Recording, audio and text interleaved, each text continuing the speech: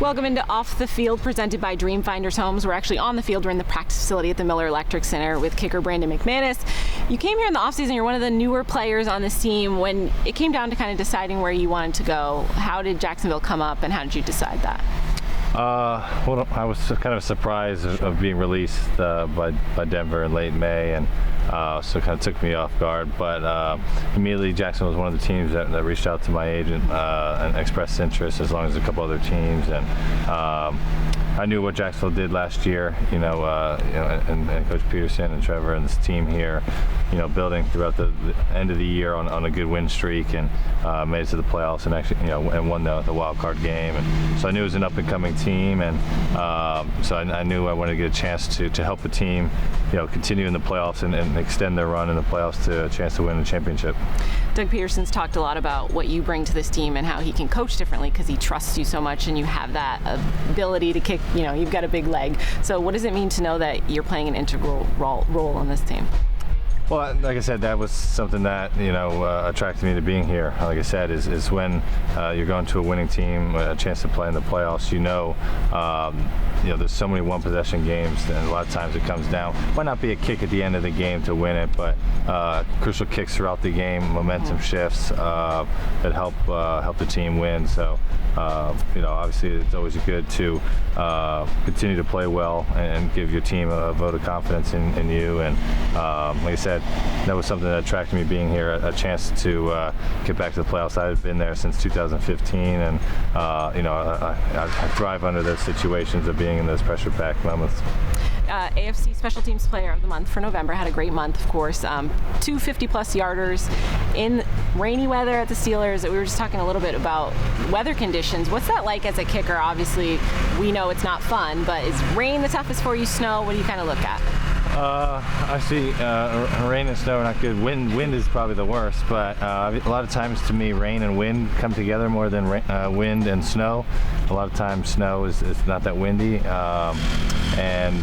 but the temperature of a snow game obviously affects the ball. It affects, I guess, my muscles, not being as loose and fluid as I would like. So as long as it's not a downpour, I probably would choose rain, just because the temperatures potentially could be a little warmer. But usually a wind is definitely the hardest you have to deal with. You can definitely avoid some of the cold weather here in Jacksonville, which is good, I'm sure, compared to Denver. For sure. What were some of the biggest kicks for you? Do you like a pressure situation where it's the end of the game? Is it the distance that's kind of memorable for you? What are some of the bigger kicks that kind of stick out in your mind that you're proud of? I'd say it's more of the difficulty of the kick. Obviously, growing up as a kid, I was always taking the final free throw shots. I was taking penalty kicks in soccer. So being a kicker, like I said, is a moment that I've always loved to be a part of. Kicking the game-winning kicks. But I don't know.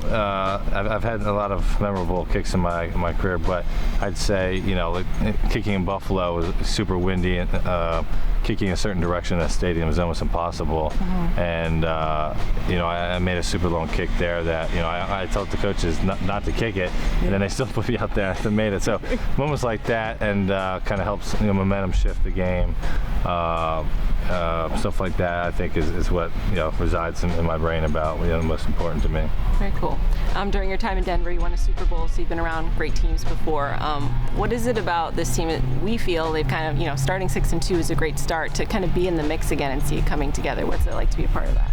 No, it's awesome. That's what I was hoping with coming here. The first couple of days of being here, I noticed such a bondness and an attraction to from player to player to wanting to spend time with each other, getting to know each other. It's a very young team, so I wouldn't say it's a college environment necessarily, but when you're in college, you eat with each other, you go to classes together, and there's such a like I said, a bond with these players here. Wanting to play for each other, not just themselves, and wanted to not let their brother down on the field, and obviously I think that has shown on the field and the production that winning games, and that's such a huge part when it comes down to crucial moments in the game when things might not be going your way, but you can rely on each other to pick up the slack and make plays and help turn the tide for your team. So that's an exciting thing that I've been noticing and seeing here.